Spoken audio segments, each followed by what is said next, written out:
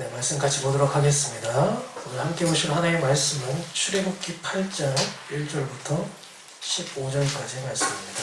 출애굽기 8장 1절에서 15절까지의 말씀.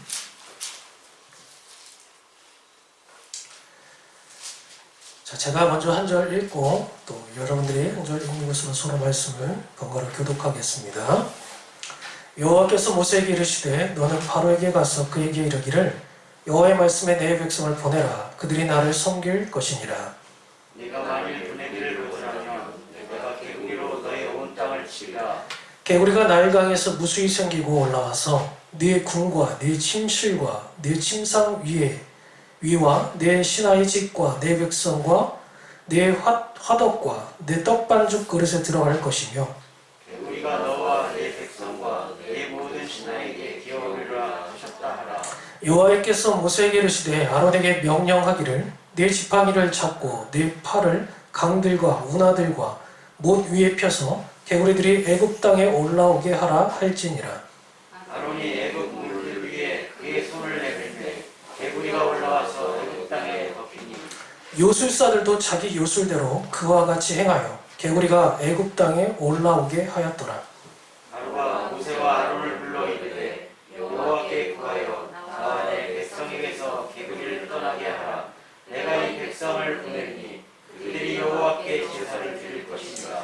모세가 바로에게 이르되 내가 왕과 왕의 신하와 왕의 백성들을 위하여 이 개구리를 왕과 왕궁에서 끊어 나일강에만 있도록 언제 간구하는 것이 좋을는지 내게 분부하소서.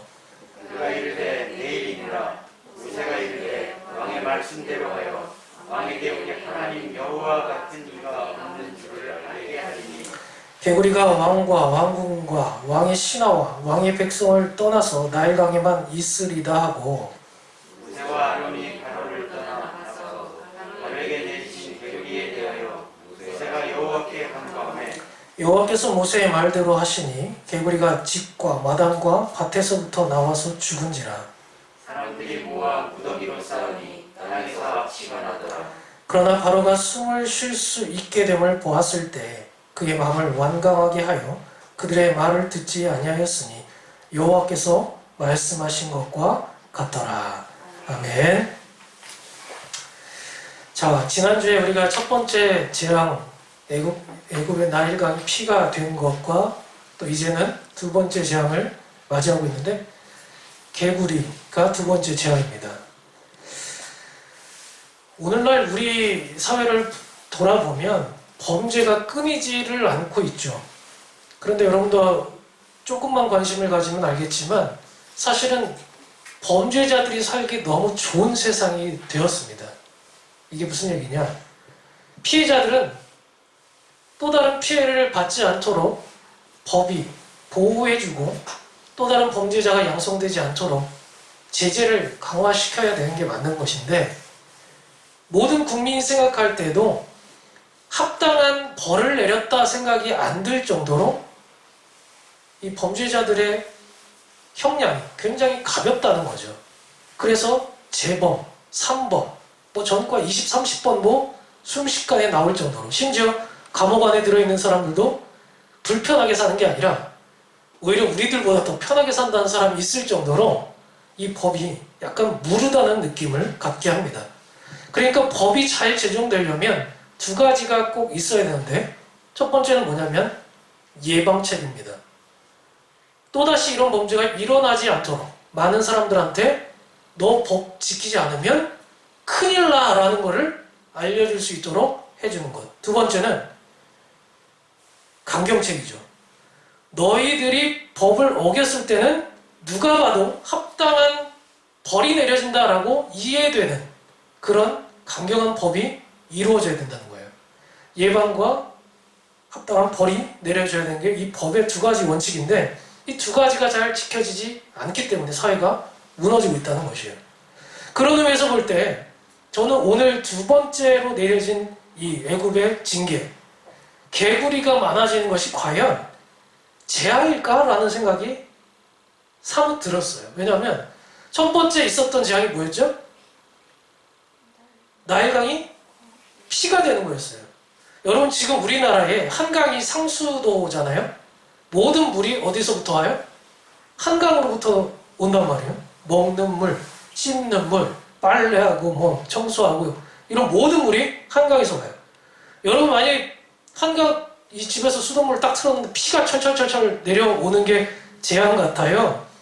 물론 개 중에 다른 생각 갖고 있는 사람도 있겠지만 집에서 개구리가 팔딱팔딱 뛰는 게 좀 나을 것 같아요.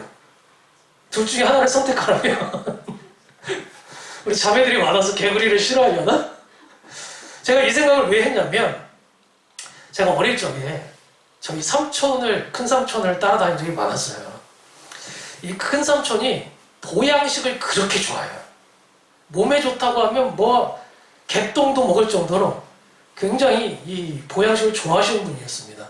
그러다 보니까 뭐 가물치, 잉어, 붕어 이런 거는 맨날 잡고 다니고 미꾸라지 같은 것도 거의 이분이 지나가면 씨가 말라요. 그만큼 이 보양식을 좋아하던 분인데 마침 그때 우리나라에 생태계를 위협하고 있는 녀석이 하나 있었는데 여러분 혹시 알지 모르겠어요? 황소개구리라고. 사이즈가 이게 남달라. 이거 거의 뭐 헬스장에서 벌크업한 애들 같아. 이 일반 개구리가 요만하면 황소개구리 요만해요. 얘네들이 이빨도 있어. 봤어요? 이빨이 있어 진짜로. 이빨이 있다고 개구리가. 그래서 한번 뛰면 한 3m씩 뛰는데 거짓말 아니에요. 진짜로 3m씩 뛰어요. 뱀도 잡아먹어요 얘네들이. 원래 개구리의 천적이 뱀이잖아요. 근데 이게 역전된 거야. 뱀도 잡아먹고 뭐 무서울 게 없어. 그냥 강에 들어가면 얘네들이 다 잡아먹고 다녀. 그래서 이 전 국민적으로 캠페인을 했어요. 무슨 캠페인을 했냐? 황소개구리 잡기. 근데 우리나라 사람들이 몸에 좋다면 다 먹잖아. 그래서 정보를 하나 흘렸어. 개구리가 그렇게 몸이 좋다더라. 그래서 우리 삼촌도 개구리를 잡으러 다니기 시작하는데 이 황소개구리를 제가 옆에서 이제 따라다니다 보니까 먹지 않겠습니까? 이 개구리 다리가 원래 요만한데 얘는 요만하니까 거의 닭다리를 하나씩 뜯어먹는 그런 느낌이에요. 되게 야만인 같죠? 먹으면 맛있어. 근데 되게 맛있어요. 제가 먹은 개구리만 해도 한 100마리 정도 되는 것 같아요. 그런 의미에서 볼 때 삼촌 앞에 이 개구리가 나타났다. 와, 삼촌 좋은 날이지. 이 날은. 이건 재앙의 날이 아닌 거야. 그러니까 그런 생각이 들 때 외국인들한테 이 개구리가 나온 게 그렇게 혐오스럽고 힘든 일이었을까? 정말 나일강이 피가 되는 것보다 이게 더 강도가 센 벌이라고 말할 수 있었을까라는 살짝 의문이 든다라는 거예요. 왜냐하면 벌이라는 게 그렇잖아요. 한 번 범죄한 사람이 1년 형벌을 받았어요. 그러면 두 번째 범죄를 했으면 최소한 1년보다는 많이 받아야 될 거 아닙니까? 그죠? 아, 너 두 번째 했으니까 디스카운트 해줄게. 그래서 6개월 때리면 누가 범죄를 또 안 저지르겠어요. 그러니까 나일강보다 더 강도가 센 벌이 내려야 될 것만 같은데 오늘 이상하게 이 개구리는 그런 것 같지는 않은 느낌이 살짝 든다라는 겁니다. 그런데 제가 오늘 여러분한테 이 궁금증을 좀 풀어드리기 위해서 지난번에도 한번 언급드린 바 있지만 한 번 더 말씀드릴게요. 애굽에 내려져 있는 이 10가지 재앙은 강도 1, 2, 3, 4, 5, 6, 7, 8, 9, 10 해가지고 진짜 강도가 세지는 징벌의 정도를 얘기하는 게 아니라 재앙 하나하나가 뭘 의미하고 있다고 그랬어요? 애굽에 있는 신들을 차례대로 격파하고 깨부수는 거다. 그래서 내가 상징성의 의미를 갖고 있다 그랬어요. 신들의 전쟁이다.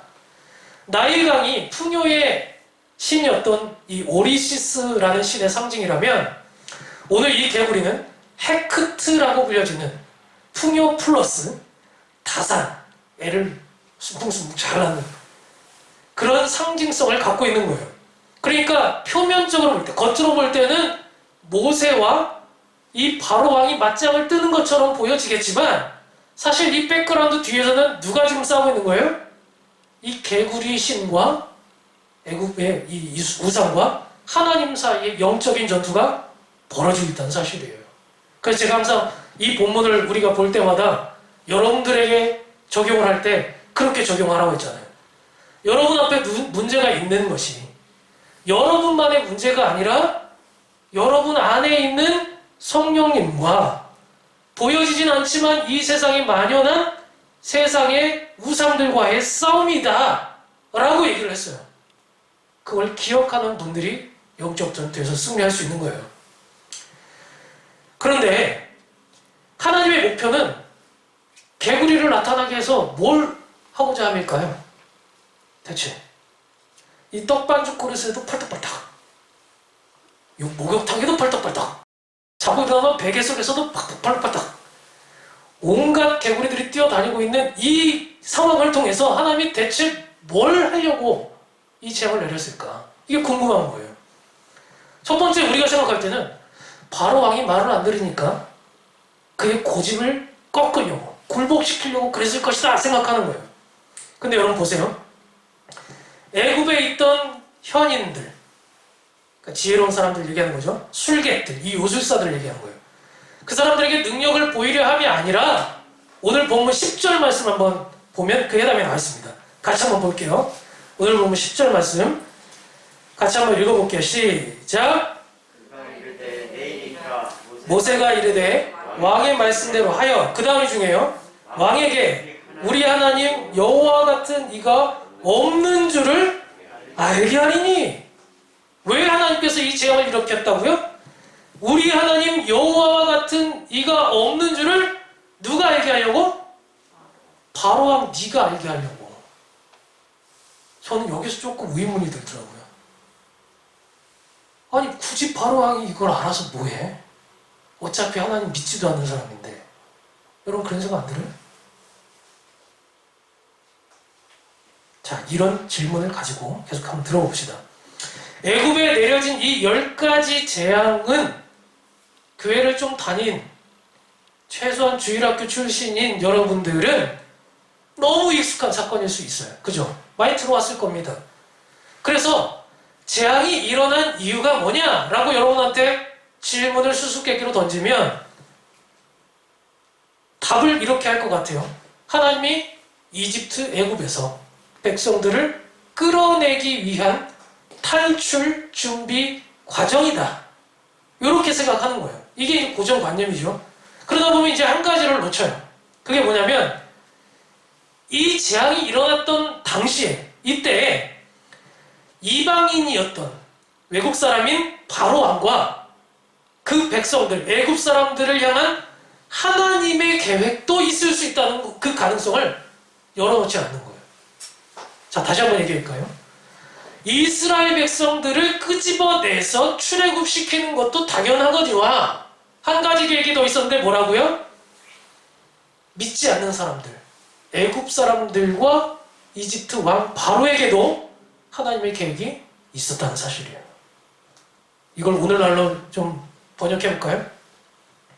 오늘날에도 하나님이 우리에게 어떤 뜻을 보여주신다면, 능력이나 메시지를 들려주신다면 이 성경 메시지까지도 믿는 우리들에게만 주어지는 메시지가 아니라 동시에 누구에게도 주어지는 거라고요? 믿지 않는 사람들에게도 주어지는 거예요. 그래서 저는 이런 생각이 들었습니다. 대체 하나님의 선택된 백성인 이스라엘 백성도 아닌 이 이방 나라 사람 왕에게 여호와와 같은 신이 없다는 것을 알게 만드는 게 대체 무슨 의미가 있을까? 차라리 벌을 세게 때리면 되잖아요. 여러분, 말 안 듣는 사람 말 듣게 만드는 거 가장 쉬운 방법이 뭔지 알아요? 인격적이진 않지만 억지로라도 하게 만드는 거. 뭐예요? 때리는 거예요. 죽도록 한번 맞아봐요. 다 말 듣게 돼 있어요. 죽기 싫어서 말 듣게 돼 있다고. 범죄자들 굳이 감옥 보낼 필요 없어요. 도둑질에 팔 잘라요. 좀 잔인한가요, 지금부터? 거짓말에 혀 잘라요. 성범죄? 거의 잘라요, 그냥. 그러면 어떻게 돼요? 문제 안 일어나요. 감히 누가 어디 범죄를 일으킵니까? 내가 죽을까봐 할 수 있겠어요? 안 돼요. 근데 왜 이런 빠른 신속한 방법이 있는데, 효과적인 방법이 있는데 한 가지 재앙도 아니고 10가지 재앙을 써가면서까지 시간을 길게 끌어야 됐을까? 이게 저는 궁금했어요. 그때 이 10가지 재앙을 일으키고 있었던 하나님의 마음이 어땠을까? 우리는 자꾸 내 마음만 생각하려고 하는데 성경을 읽으면서 우리가 가져야 될 또 다른 관점이 있다면 예수님이나 하나님은 이런 사건이 일어날 때 대체 무슨 마음으로 하고 계셨을까를 생각을 하셔야 돼요. 그래야 하나님의 뜻이 보여집니다. 제가 볼 때는요, 제가 하나님이 아니기 때문에 뭐 확실하진 않지만 저는 이 마음이 분명히 있을 거라고 저는 생각합니다. 그게 뭐냐면 애굽 사람들도, 중요한 건 그거예요. 애굽 사람들도 마음을 돌이켜서 하나님을 믿게 만들고 싶지 않았을까? 한 사람이라도, 그 중에 이방 나라 사람이라 할지라도, 여러분 오늘날에도 마찬가지예요. 어떤 사람들은 왜 예수님이 재림하신다고 약속하고 떠나갔으면서 아직도 안 오냐고, 그 약속 거짓말 아니냐고, 이제 끝난 거 아니냐고, 예수님은 없었던 거 아니냐라고 얘기를 하는데요. 예수님의 마음이 어떨지 생각해 보시라고. 이 중에 여러분도 나중에 자녀를 가져보겠지만 아이를 낳아보면 그런 마음이 있어요. 잘 되고 있는 아이들만 밀어주고 싶은 것이 부모의 마음이 아니라 안 되고 좀 뭐 안 크고, 우리 애도 좀 안 크고 막 그러면 더 먹이고 싶어. 그게 부모의 마음이에요. 부모의 말을 잘 듣는 효자도 있겠지만 불효자도 똑같이 마음이 가는 게 부모의 마음이라고요.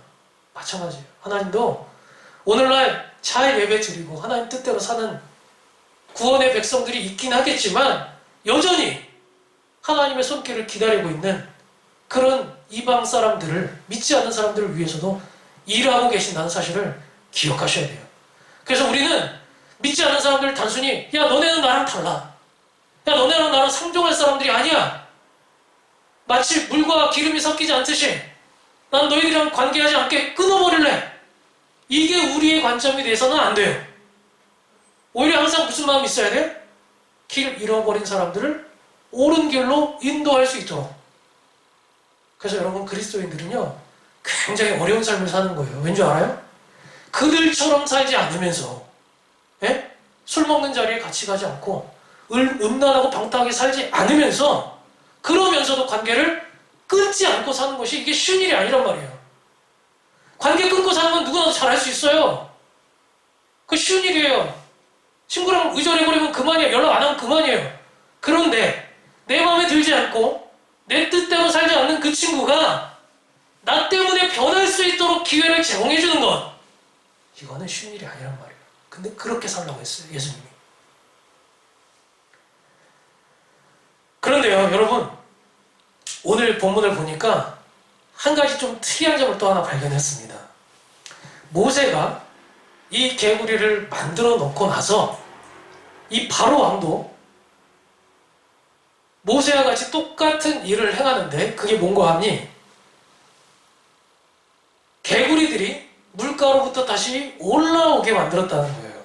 물론 개구리는 수분이 떨어지면 죽기 때문에 물 위로, 뭇으로 올라오게 만드는 것이 해결책이겠다 싶은 생각도 들어요. 근데 저는 한 가지 의문이 들었습니다. 여러분, 만약에 진짜 능력 있는 사람이라 쳐요. 여러분들이 그런 능력을 갖고 있어요. 전지전능해. 온 나라가 개구리가 됐어. 그리고 모세가 그렇게 개구리를 만들었어. 그럼 여러분 같으면 능력이 있으면 어떻게 할 거예요? 너무 간단한 주제 아니에요? 어떻게 할 것 같아요? 내 개구리 때문에 지금 미치겠어. 그럼 개구리 어떻게 하겠어요? 어떻게 하겠어요? 같이 살 거야? 개구리를 베개 잡고 살 거야? 없애지 않겠어요? 근데 모세가 했던 거를 똑같이 했다는 거예요. 모세가 물 위로 개구리 올라오게 만드니까 이 요술사들도 능력이 나름 있었던 것 같아요. 영적인 능력이 있었겠지. 오늘날도 무당들도 보면 이 무당들도 그거 알아요? 깃발 수가 달라요. 깃발의 색깔이 달라요. 알아요? 흰색 깃발, 빨간 깃발. 몰랐지? 관심이 없으니까 우리는. 몰라야 정상이지. 그런데 가면 안 되니까. 이 깃발의 색깔과 숫자가 뭘 의미하냐면, 무당도 두 가지 종류가 있어요. 학습무가 있고, 진짜로 신내림 받은 사람들이 있어요. 학습무는 뭐냐면, 책 읽고 공부해가지고, 사주팔자 보고, 그래서, 당신은 오른쪽으로 가면 좋겠습니다. 숫자는 10을 만나면 좋겠습니다. 예린이는 민주를 만나면 좋겠습니다. 이렇게 얘기해주는 게 이제 학습무야. 그런 거 하면, 신내림 받은 사람들은 뭐야? 처음 오자마자, 야, 너 이렇게 살면 안 돼, 마! 이렇게 얘기하면서, 신내림 받은 사람들은 실제로 작두를 타요. 이 칼날이 시퍼런 작두를 탈 수 있는 능력들이 있어요. 그리고 신내림 받은 사람들은 귀신들의 특징이 뭔지 알아요? 미래를 보진 못하지만 과거는 볼 수 있어. 무슨 뜻인지 알아요? 미래는 하나님의 손에 있는 거야. 그러니까 여러분들 속으면 안 돼요. 내년에 너 이렇게 될 거야. 이거는 과거에 네가 이랬기 때문에 내년에 이렇게 라는 거를 추측하는 거지, 진짜로 그 사람이 확신해서 너 내년에 이렇게 될 거야 라고 얘기하는 게 아니에요. 귀신은 과거를 보여줍니다. 과거를 보험으로 인해서 자신의 능력을 뽐내요. 이 모든 게 누가 갖고 있다고요? 신내림 받은 사람들. 아마 애굽에도 그런 신내림 받은 사람들이 꽤 많이 있었을 걸로 보여요. 그래서 개구리를 물에서 이 땅으로 올라오게 만드는 능력을 보였습니다. 그런데 저는 여기서 질문이 드는 게 바로 그거예요. 한계, 클래스의 차이가 뭐냐면, 모세는 개구리가 없던 걸 만들었어. 그럼 진짜 능력을 보이려면 있던 걸 없애면 되잖아. 응? 그러지를 못했다는 거야. 이게 모세와 모세 뒤편에 있는 하나님과 무당들 뒤편에 있는 귀신들의 차이라는 거예요. 저 같으면 개구리를 없앴겠어요. 제가 진짜 능력자라면. 그냥 개구리를 다 끄집어 내놨어, 지금. 물가로. 물론 이제 곧 있으면 개구리가 말라 죽을 거고, 또 이제 개구리 썩는 냄새가 온 나라에 진동을 하겠지. 팔이 끓고. 그런 상태를 만들어 놓은 거예요. 그런데 여러분, 이게 중요해요. 왜 이 무당들, 요술사들이 모세가 했던 행동을 똑같이 해야만 했을까? 이게 무슨 뜻인지 알아요? 자, 잘 들으세요. 오늘날에도 하나님의 뜻에 반대하는 사람들은요, 여러분들의 단어를 쓰자면 무지성으로. 무지성 뭔지 알죠? 묻고 따지고 생각도 없어. 무지성으로 그냥 하나님이 하고자 하는 걸 반대로만 하면 돼. 지금 모세가 능력을 보이니까, 네 그런 능력 보였어? 나도 똑같이 할 수 있어. 똑같은 능력을 보이는 거예요. 여러분, 오늘날에도 하나님 없이 살고자 하는 사람들이 대부분 뭘 뽐내는지 아세요? 자신의 능력을 뽐냅니다. 하나님이 이 정도 했어? 난 더 잘할 수 있어. 하나님이 이 정도야? 난 더 잘할 수 있어. 그래서 처음에 사람들이 했던 게 뭐예요? 바벨탑 쌓은 거예요. 하늘 높이 탑을 쌓아보자. 우리의 힘을 모아서 어디까지 가나, 하늘까지 가나 한번 해보자. 이게 사람들의 첫 번째 하나님에 대한 반항이었어요. 근데 오늘날에도 마찬가지죠. 때로는 과학자들이, 때로는 의사들이나 컴퓨터 공학자들이, 신체적으로 남달리 뛰어난 능력을 갖고 있는 운동선수들이, 또한 예술적이고 창의력 있는 능력을 갖고 있는 사람들이 하나님이 하시는 능력만큼 뛰어난 능력을 보이기도 해요. 몇백 층의 고층의 빌딩을 쌓기도 하고, 우리의 육안으로 살펴보기도 힘든 이 망원경들을 지금 띄워보냈죠. 최첨단 망원경, 허블 망원경보다 더 뛰어난 걸 보냈다고 하잖아요. 그래서 몇억 광년에 있는 별들을 관측하기도 해요. 그런데 하나님 입장에서 볼 때, 여러분, 별을 만든 분이 뛰어난 것 같아요? 별을 보고 있는 사람이 뛰어난 것 같아요? 너무 뻔한 얘기 아닙니까? 그죠? 그런데도 오늘날에도 그 능력 하나 가지고 있으면서, 별 보고 있으면서, 별 저기 하나 더 생겼네, 저기 하나 더 있네, 야, 나 되게 뛰어나 생각하는 사람들이 있단 말이에요. 그들은 하나님의 계획처럼 꾸밀 수도 있습니다. 예를 들면 하나님이 한 사람을 디자인을 할 계획을 가지고 목사를 만들었다 칩시다. 그런데 제가 하나님을 진짜 믿지는 않았어요. 예를 들면 열심히 공부했어요.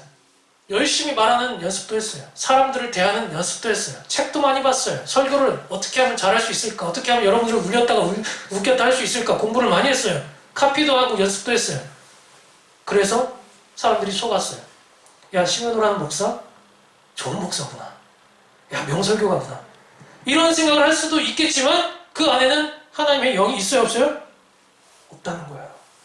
그러니까 세상 사람들이 마치 하나님의 능력보다 뛰어난 것처럼 혹은 하나님의 영이 있는 것처럼 속이기도 하고 그럴싸하게 바꾸기도 하고 그럴싸하게 포장도 하지만 실제 능력은 없다는 거예요.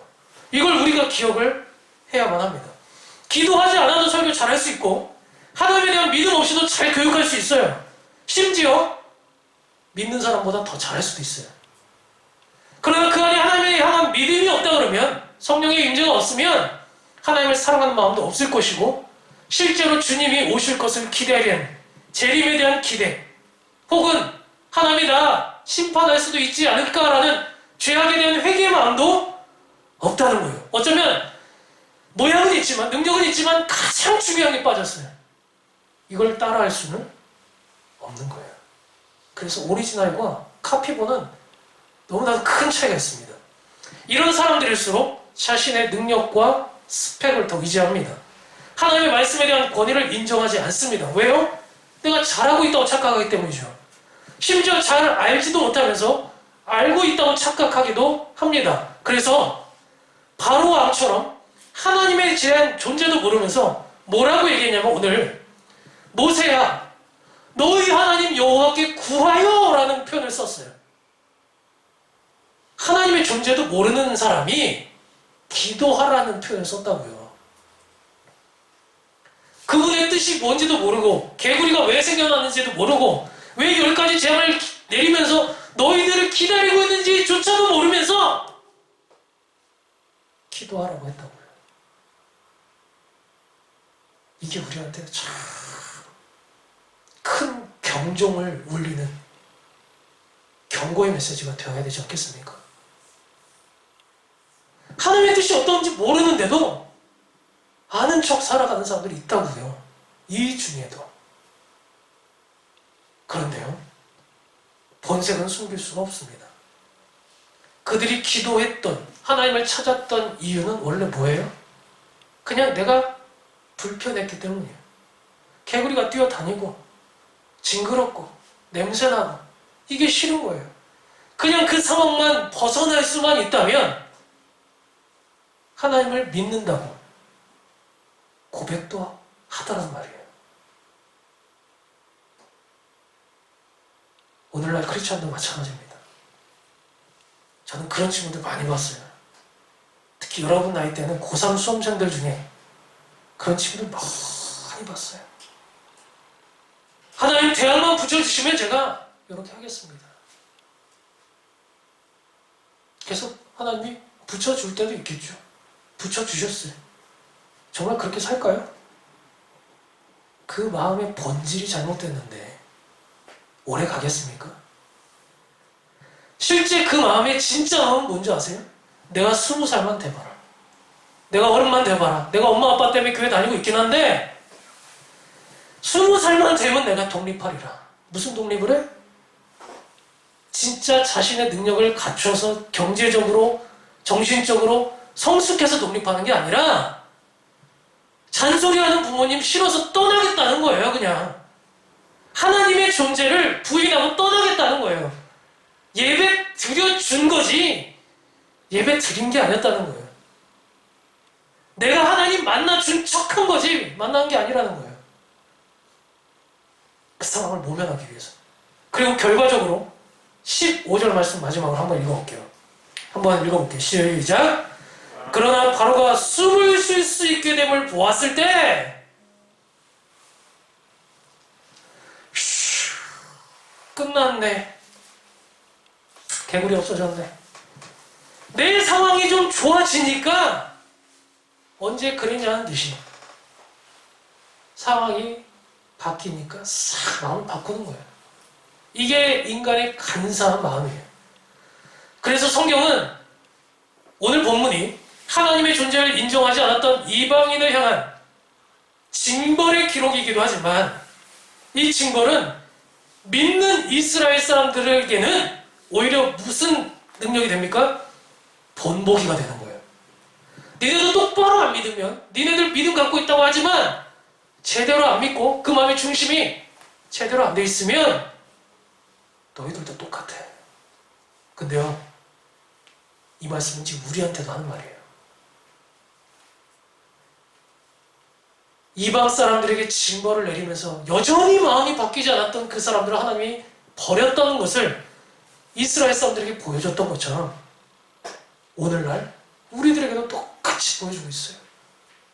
아버지가 따라오라고 했을 때 얘야 따라와라 네 하고서 가지 않았던 아들이 있었고, 아버지가 따라오라고 했을 때 싫어요 하고 나중에 에이 그래도 가야지 하고 간 아들이 있었어요.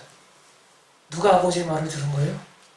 실제로는 아니요 하고서도 그래도 아빠니까 아빠의 말을 들어야지 간 아들이 실제로는 아버지의 말을 들은 거 아닙니까? 성경은 두 아들의 이야기를 얘기하면서 둘 중에 누가 아버지의 뜻을 따랐느냐를 본을 보여서 우리에게 던지고 있어요.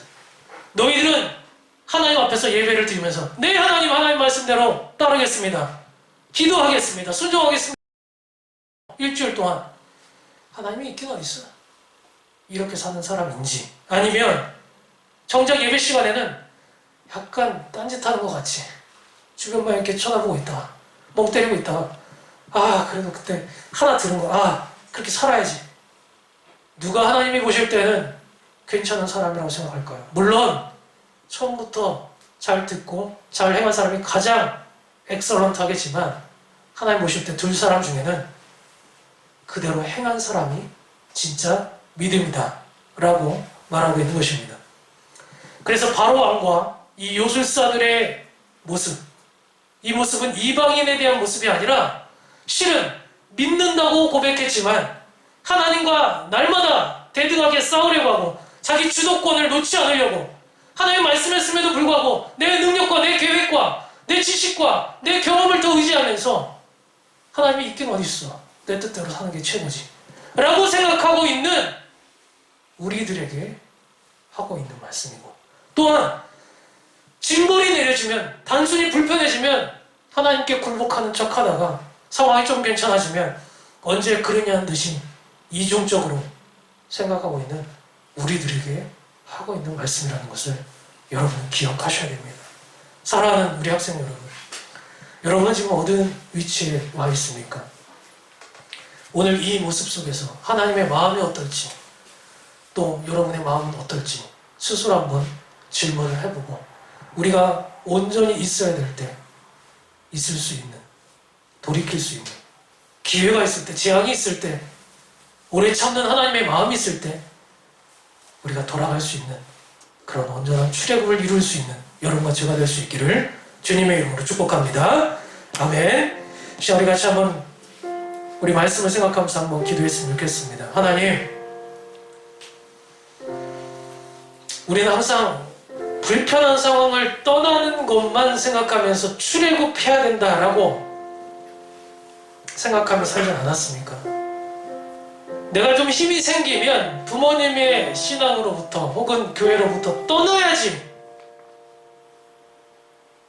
부모님이 권사님이고 집사님이고 장로님이니까, 아버지가 목사님이니까 어쩔 수 없이 내가 나와 있는 거지만 내게 선택권이 주어질 수만 있다면 언제든지 떠나야지. 이게 혹시 우리들의 마음은 아닙니까? 하나님께 예배를 드리고 있는 것이 아니라 내가 내 시간을 포기하면서 드려주고 있는 거지 라고 생각하진 않았습니까? 그렇다면 하나님, 이 시간 우리에게 내려질 하나님의 메시지가 무엇인지 깨닫길 원합니다. 어쩌면 코로나도 우리로 하여금 진정 예수 그리스도의 사람이라면 어떻게 이런 환경 속에서도 살아갈 수 있을까? 어떻게 사는 것이 맞는 것일까? 이런 믿음의 과제와 숙제를 던지는 또 다른 징벌의 현장은 아닙니까? 고3이라는 인생의 수험생 기간도 세상 사람들은 다 성공을 향해서 그렇게 나가기를 원하지만 너는 어떤 길을 선택할래? 라고 묻고 있는 하나님의 질문의 현장은 아닙니까? 아버지, 오늘 이 시간 내게 내려진 그 현장 속에 나는 무엇라고 정직하게 대답할 것입니까? 이 시간 하나님의 뜻 가운데 있기 원합니다. 하나님의 뜻이 무엇인지를 모르지만 알려주시기를 소망합니다.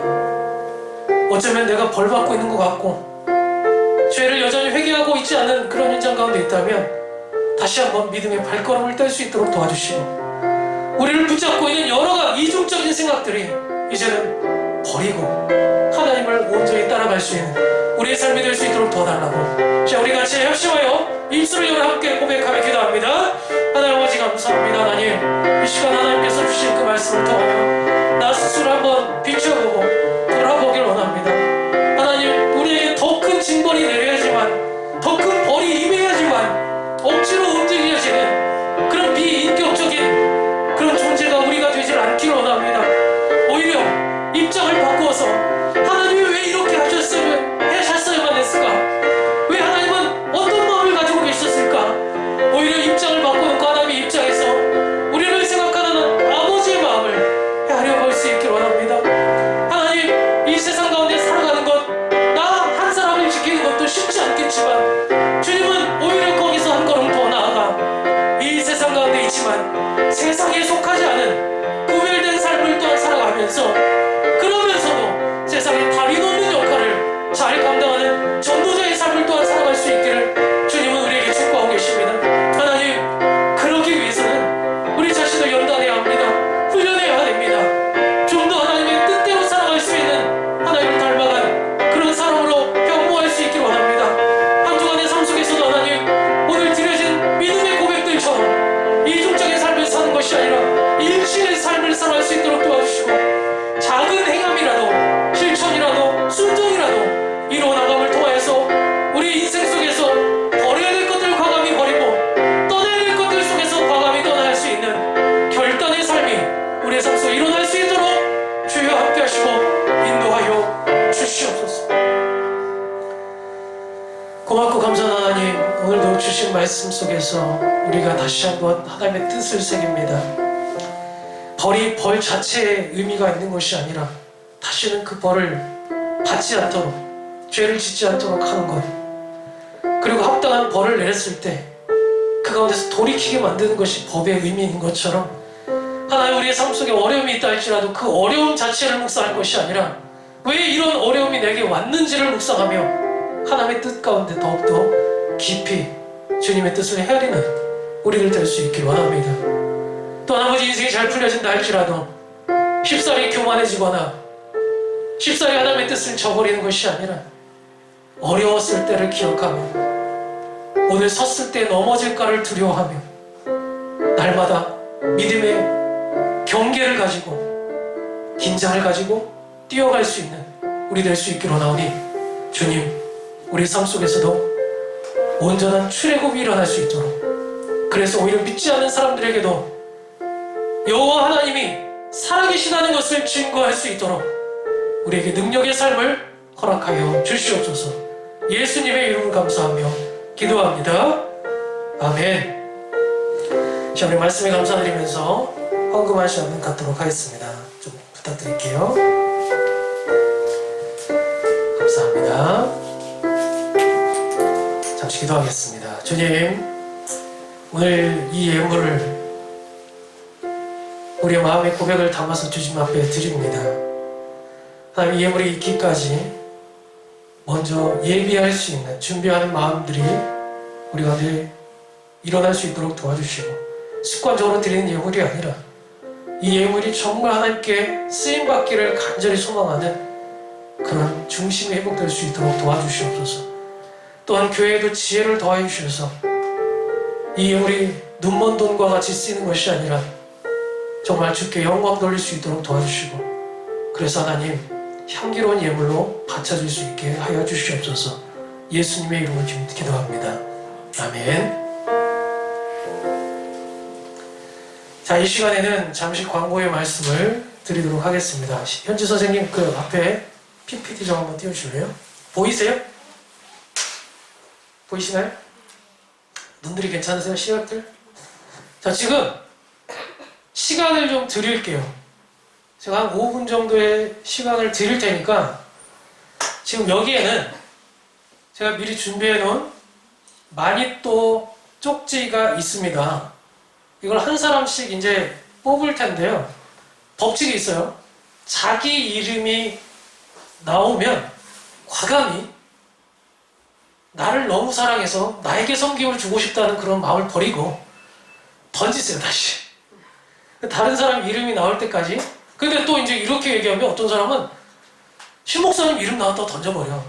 그럼 안 돼. 알겠지? 마상이야, 마상. 그럼 안 돼요. 알겠죠?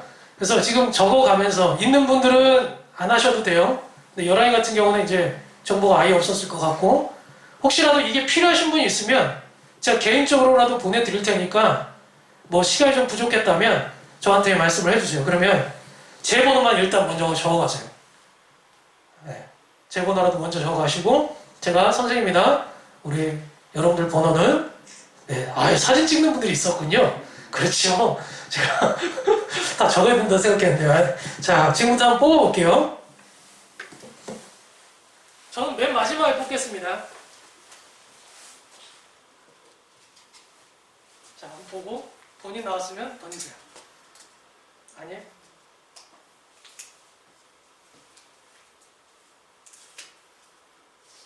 아니? 패스?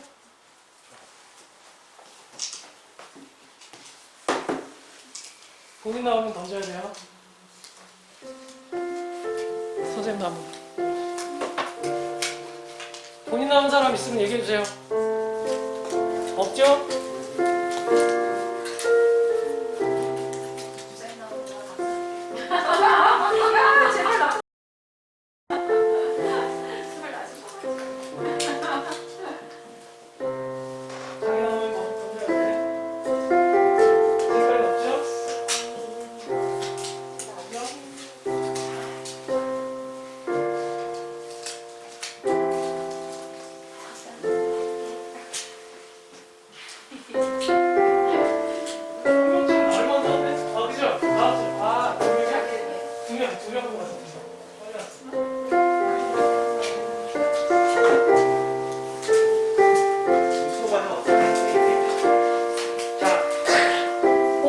이제 알려드릴게요. 자기 이름 나오신 분이 한 분도 없어요? 네. 이렇게 뽑기 쉽지 않은데 이거? 나만 나오는 거 아니겠지?